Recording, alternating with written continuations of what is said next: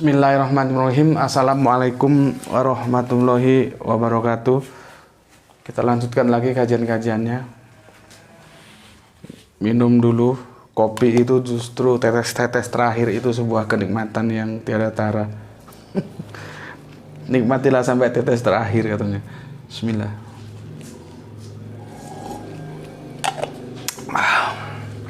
Oke, kajian kita kali ini berjudul seperti ini judulnya. Supaya lebih keren, aku kasih nama atau judul begini. 15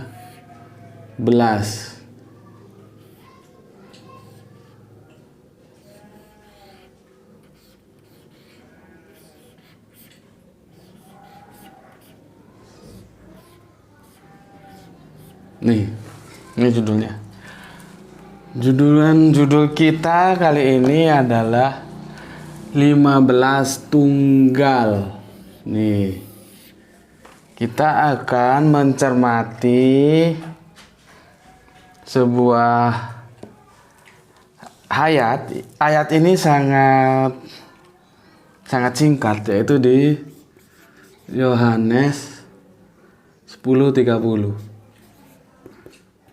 Singkat, ayat ini singkat. Aku dan Bapa adalah satu. Aku dan Bapa tanpakah adalah satu. Cukup segini ayatnya. Aku dan Bapa tanpakah adalah satu. Belum ada yang bisa jawab kan? Kenapa Bapa nggak pakai K? Ya. Ayat ini cuma berapa diksi? Aku dan Bapa adalah satu.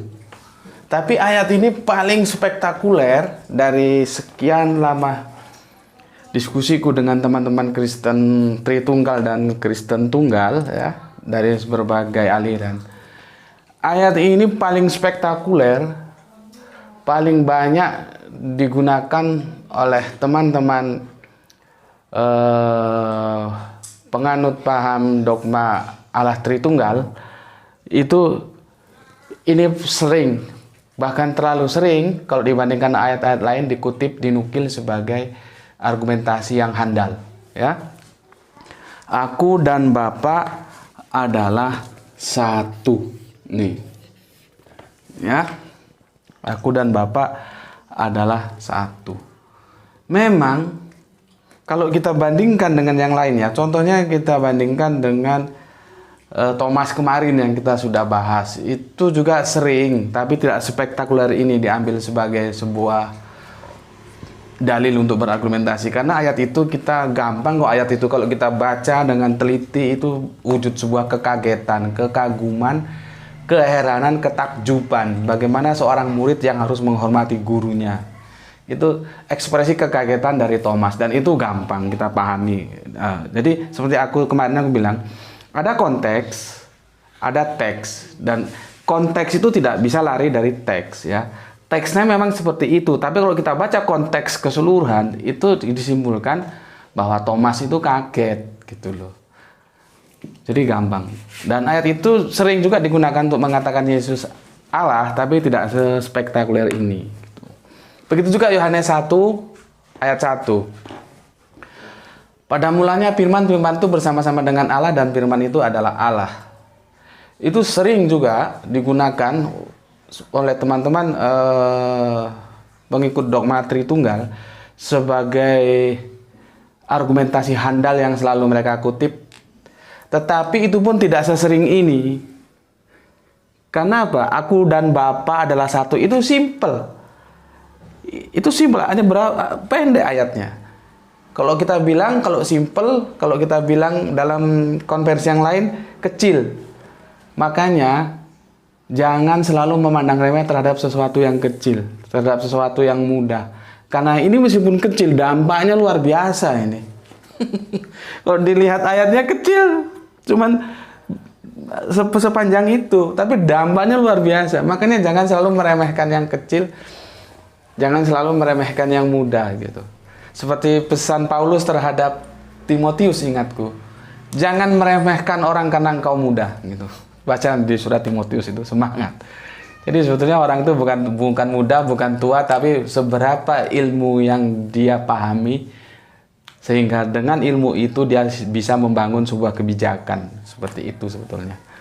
Oke, kenapa Yohanes 1 pasal 1 itu masih kalah dengan ini populernya? Karena Yohanes 1 pasal 1 itu nanti pertarungannya itu biasanya lari ke edisi Yunaninya, Gerikanya, dan di sana pertentangannya hebat sekali. Masing-masing punya argumen gitu loh tentang kata sandang yang disertakan pada theos dan theon itu, ya. Di sana pertentangannya berat, saling adu kuat gitu loh. Kalau ini lebih simpel gitu loh. Tapi kalau aku sih seperti yang pernah aku bilang, dalam perspektif Islam ya, bahasa-bahasa tasawuf yang itu berhubungan dengan cinta, dengan mahabbah, itu tidak bisa didekati oleh bahasa fikih. Tidak bisa. Kalau Anda lihat nyanyian-nyanyian yang berlirikan Arab ya, yang itu merupakan sebuah pujaan atau karya-karya sastra yang digemari oleh teman-teman yang familiar dengan dunia tasawuf. Kalau didekati dengan teori fikih yang nggak kena, itu jadinya nanti syirik gitu loh. Jadi memang nggak bisa, medannya sendiri-sendiri gitu. Tetapi apakah orang-orang yang bertasawuf itu syirik? Ya tidak lah. Gitu. Jadi bagaimanapun bahasa itu punya channel saluran sendiri-sendiri. Dan masalah itu Mbak Dewi yang ada di New Jersey, Amerika sana, itu paham itu.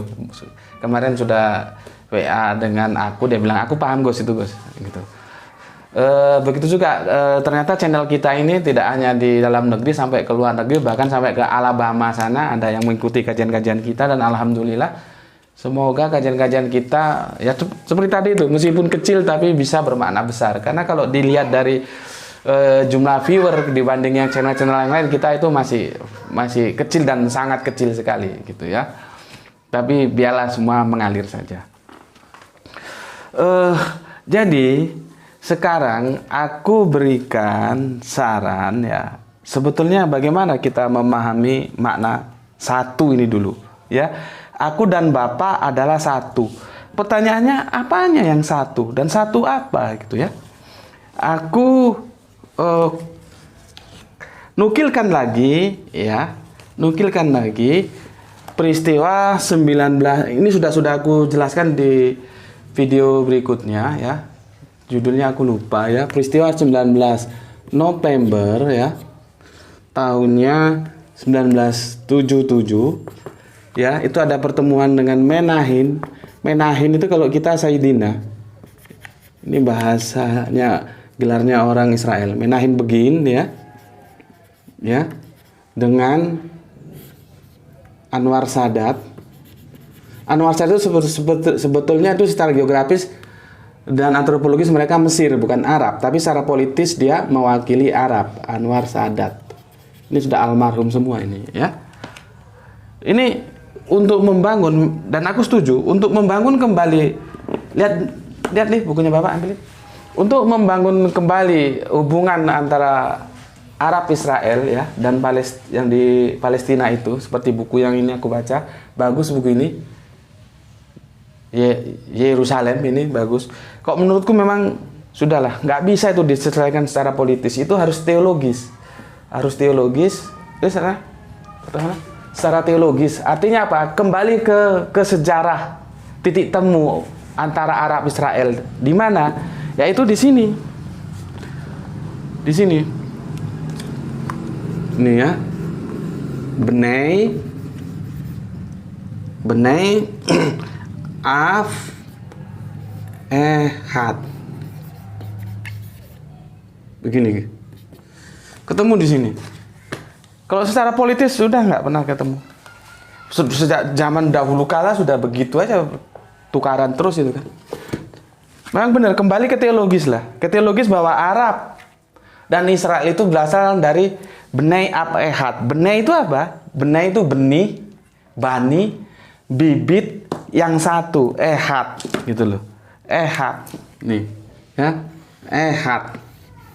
Ehad. Yang satu, siapa itu? Bapak Abraham. Kembali ke sini aja. Kalau nggak ke sini, kalau ke politik sudahlah digoreng seperti apa. Nggak selesai. Kasihan perang terus apa yang dicari? Kasihan yang ibu-ibu, yang perempuan, yang anak-anak. Kalau laki-laki gitu perang mati, hidup selesai sudah. Kembali ke sini. Tapi sebetulnya aku bukan akan membahas politiknya. Aku akan menjelaskan tentang kata ehad dulu supaya tidak lagi diulang lagi. Jadi kalau kalian diskusi dalam channel ini sudah tidak lagi membicarakan kata ehad itu tunggal atau himpunan, itu sudah pelajaran semester 1 dulu lah.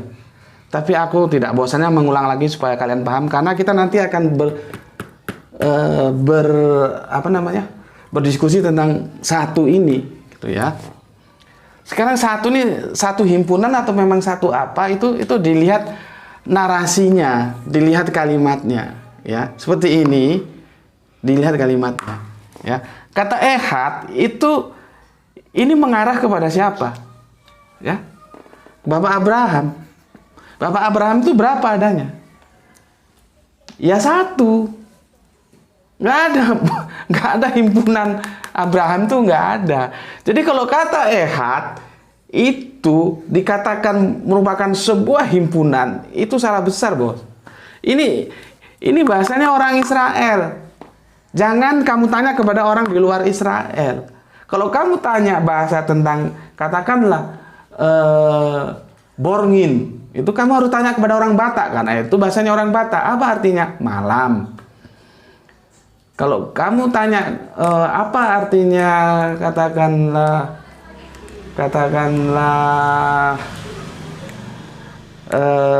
neser, nah, itu harus tanya kepada orang Madura. Itu bahasa Madura, artinya apa? Kasihan. Gitu. Kalau katakanlah uih, itu tanya kepada apa? Orang Sunda, karena itu bahasanya orang Sunda. Apa artinya pulang gitu. Jangan bahasa orang Sunda kamu tanya kepada orang Madura, jangan bahasa Madura kamu tanya kepada orang Batak, ya nggak karu-karuan. Begitu juga ini bahasa orang Israel, tanya kepada orang Israel. Ternyata dalam antropologis budayanya mereka menggunakan ehad untuk mengatakan Abraham, dan Abraham itu bukan himpunan. Ya. Jadi kalau dia mau dikatakan sebagai himpunan, bukan tergantung antara ehad dan yahid, karena ada dua. Sama dalam Islam juga ada ahad, ada wahid. Dalam Israel, Ibraniun ada ehad, ada yahid. Itu sebetulnya nggak ada bedanya. Tergantung bagaimana alur kalimatnya. Nah, seperti ini. Aku dan Bapak adalah satu. Satu apa sekarang? Satu apa? Itu loh. Apanya yang satu? Apakah ini berupa himpunan? Tidak. Ya satu. Tidak ada bedanya antara aku, Yesus, dan Bapa. Itu satu. Masalahnya yang kalian perlu tahu, yang satu itu apanya? Itu loh. Apanya yang satu itu? Kan? Ya. Yang satu itu apanya? Sama dengan ehad ini, dia bukan himpunan. Abraham itu satu. Ya. Jelas di sini. Aku hapus ini ya. Ini produk budaya loh ya. Ini produk budaya tahun 19 November 1977. Artinya masyarakat Israel itu menggunakan kata ehad itu untuk satu yang satu, bukan satu himpunan. Ya. Jadi begini loh, ketika Anwar Sadat mau berkunjung ke Israel, bertemu dengan Menahem Begin mengadakan suatu janjian perdamaian, itu spanduk-spanduk di Israel sana itu dituliskan begini, Bnei Ab Ehad. Bahkan dulu, kalau sekarang kan kartu pos itu sudah jarang ya, karena ada persaingan teknologi, ada WA, ada apa, kita jarang menggunakan pos. Ya itulah, bagaimanapun teknologi itu akan berpengaruh terhadap perkembangan budaya dulu. Dulu budaya kita sangat familiar dengan kartu pos. Itu kartu pos itu ditulisi jargon ini, benei ap ehat gitu loh. Untuk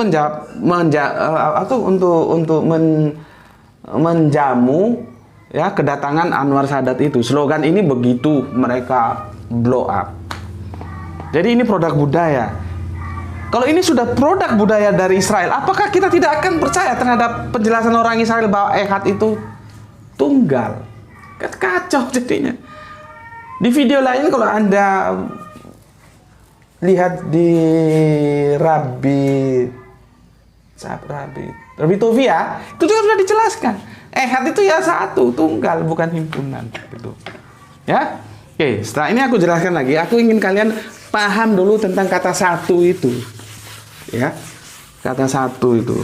Jangan terpengaruh oleh pemikir-pemikir yang itu sesat bahwa ehad itu beda dengan yahid. Karena ada ehad, ada yahid, sama dengan Arab ada ahad, ada wahid, dan itu nggak ada beda. Apanya bedanya? Sini kalau mau ngomong, ada yang ngomong ada bedanya, mana? Bedanya di mana? Gitu loh. Di Al-Quran juga Allah tuh dijelaskan dengan ahad dan wahid kok. Ya, untuk lebih meyakinkan dan memudahkan kalian lagi ya. Nih, baca Yosua 12 ya. Ayatnya itu 9 sampai 24. Ya. 9 sampai 24. Kita khusus tak gembleng dulu tentang ehad ini supaya kalian tahu. Tentang ehad ini, tentang satu ini supaya kalian jelas.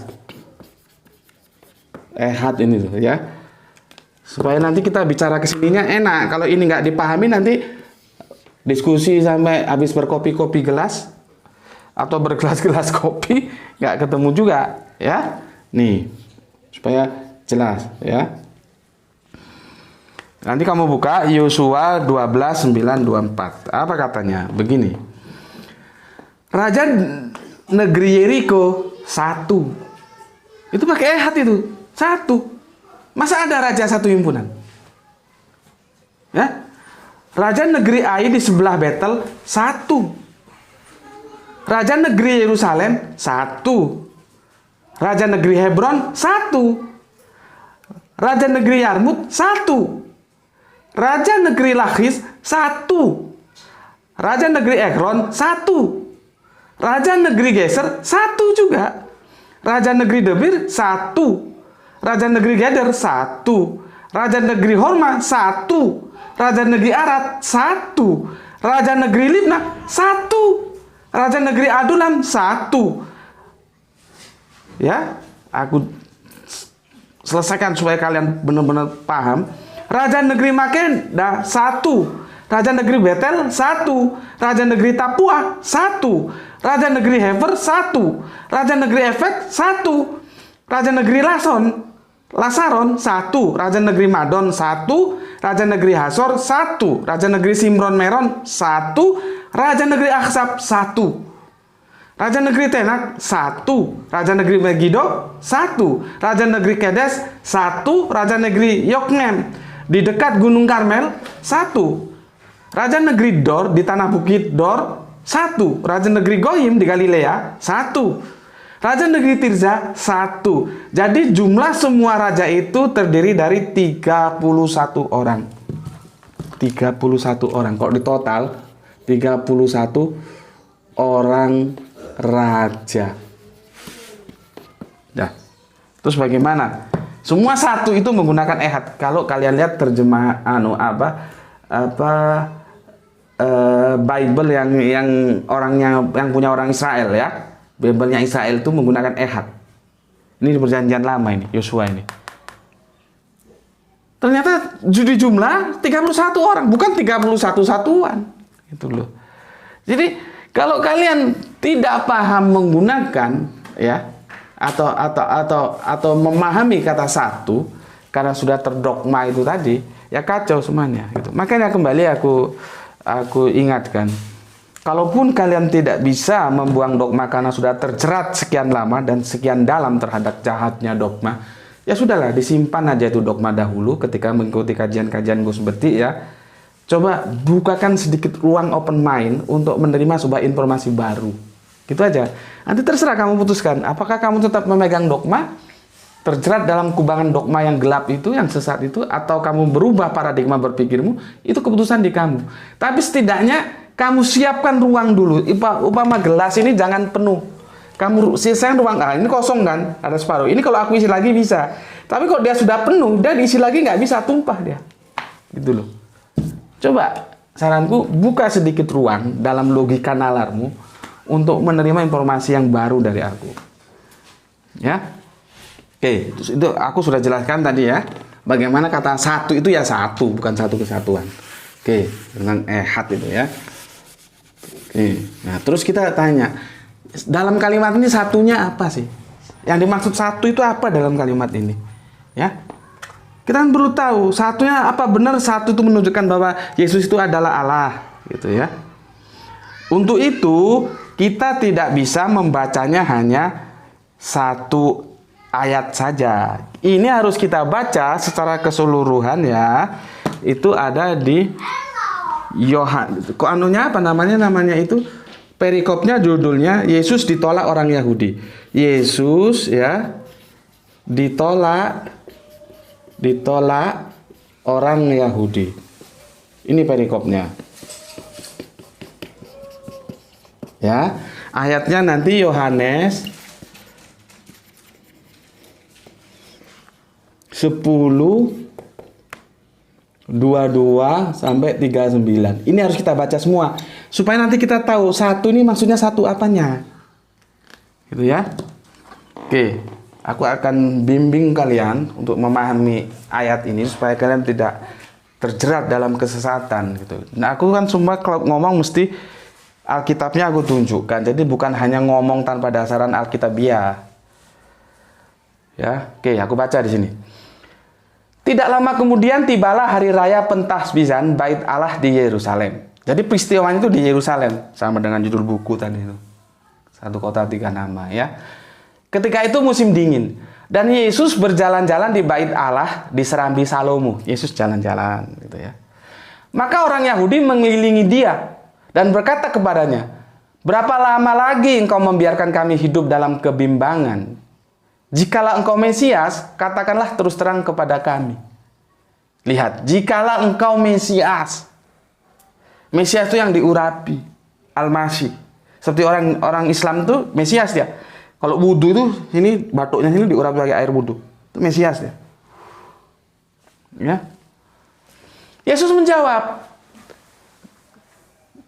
mereka, ya, "Aku telah mengatakannya kepada kamu, tetapi kamu tidak percaya. Pekerjaan-pekerjaan yang kulakukan dalam nama Bapakku, itulah yang memberi kesaksian tentang aku."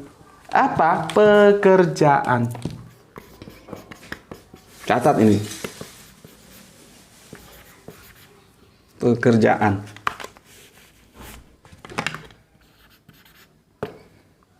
Ya. Pekerjaan. Nih. Ya. Oke.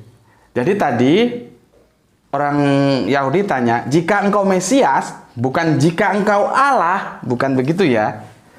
Jadi artinya ketika Yesus masih hidup tuh nggak perlu diperdebatkan Yesus Allah atau tidak Allah gitu.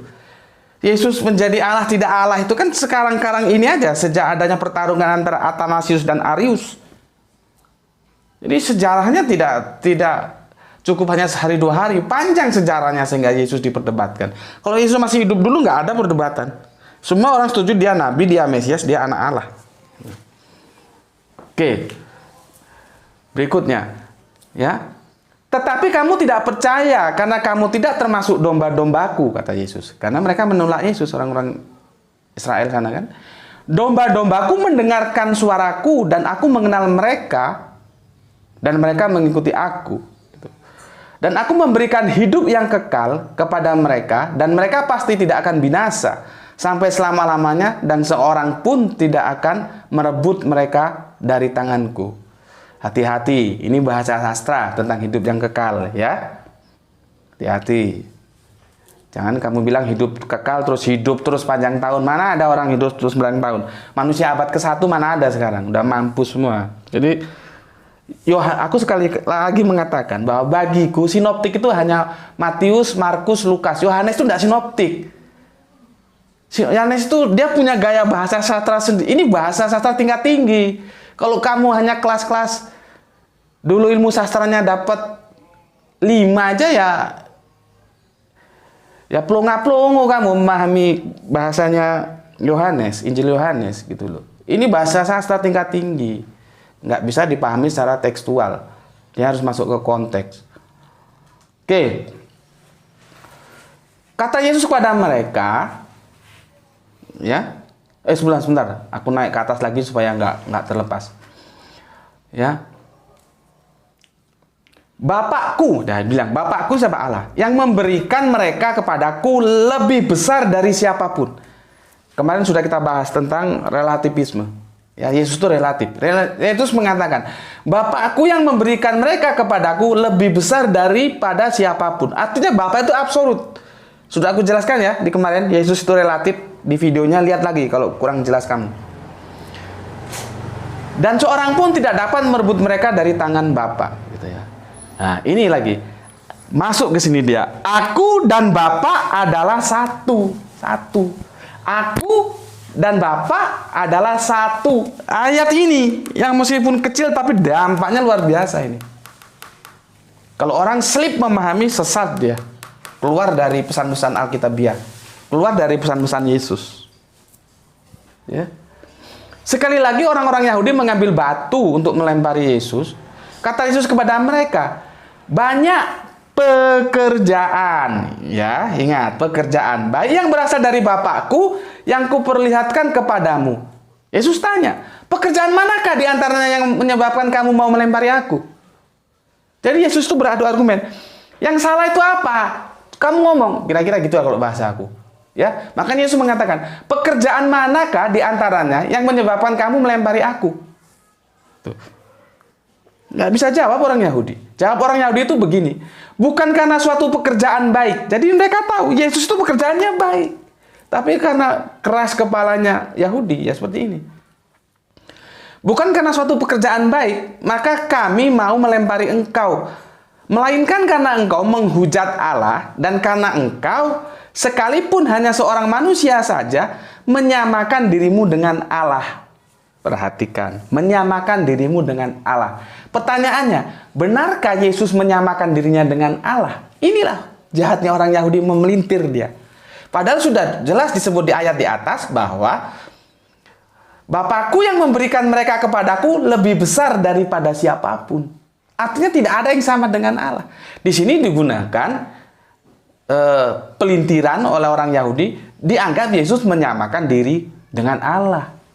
Kan sudah, ya memang dasarnya mereka tidak suka. Dan hati-hati kalau membaca Yahudi, itu hati-hati. Seperti orang Islam juga kalau membaca ahli kitab, yang itu khususnya Yahudi dan Nasrani, itu hati-hati. Jangan dipukul rata semua Yahudi. Ya, karena ada juga Yahudi yang taat dan mereka menerima Al-Quran. Begitu juga di sini Yahudi ini lihat. Nanti, karena ada ayat yang aku bilang kemarin bahwa keselamatan datang dari bangsa Yahudi. Itu dalam konsep sesembahan. Dan di sini Yahudi yang tidak mau menerima kemesiasan Kanjeng Nabi Isa. Tuh, jadi jangan dipukul rata gitu.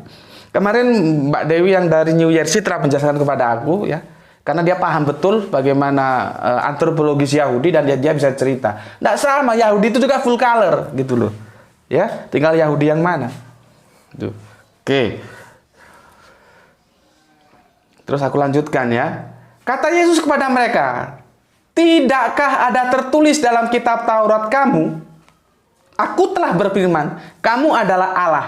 Hati-hati, ini bahasa sastra. Kamu adalah Allah. Seandainya ada kata-kata ini bahwa Yesus itu Allah, oh, tambah gila orang Tritunggal mengatakan bahwa Yesus itu Allah. Orang tidak ada aja gilanya setengah mampus kok. Kalau diingatkan, taatlah sama Yesus, taatlah sama Alkitab. Sulitnya kan minta ampun, gitu loh. mereka justru taat kepada dogma. Ya mau bagaimana lagi, tapi kita namanya dakwah ya jangan bosan-bosan. Semoga mereka mau kembali ke jalan yang benar, taat terhadap Yesus, taat terhadap pesan Alkitab. Yesus dan Alkitab tidak pernah mengatakan dia itu Allah atau diakui sebagai Allah, tidak pernah gitu. Ya. Berikutnya, jikalau mereka kepada siapa firman itu disampaikan disebut Allah.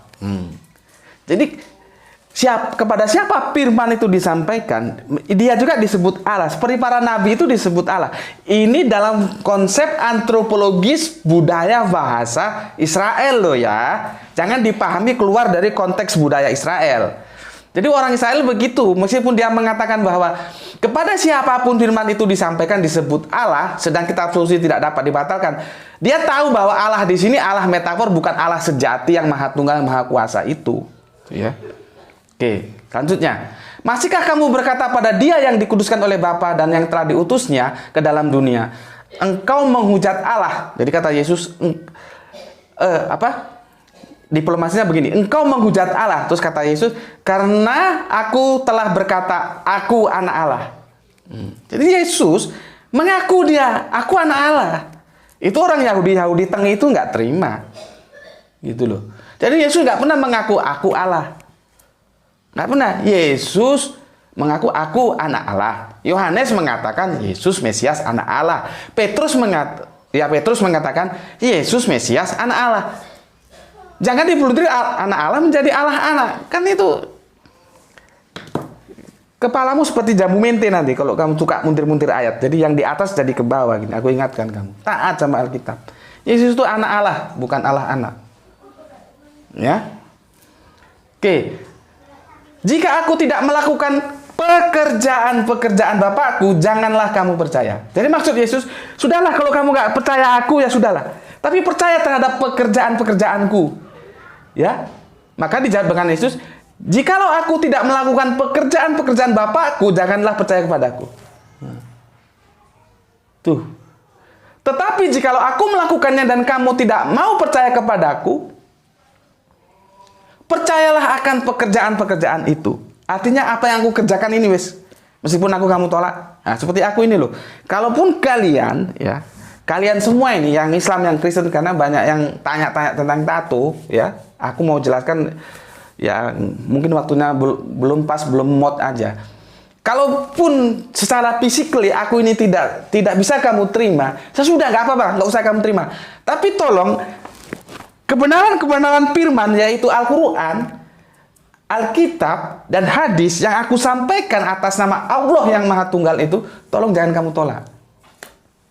Gitu loh. Kalaupun kehadiranku dengan physically, nggak pernah pakai jubah, nggak pernah pakai kepala digini-gini itu, menurut kamu itu tidak kompatibel, tidak bisa diterima, ya sudah kamu tolak aja. Tapi pekerjaanku menyampaikan kebenaran firman berdasarkan Al-Quran, Alkitab, dan hadis itu, jangan kamu tolak.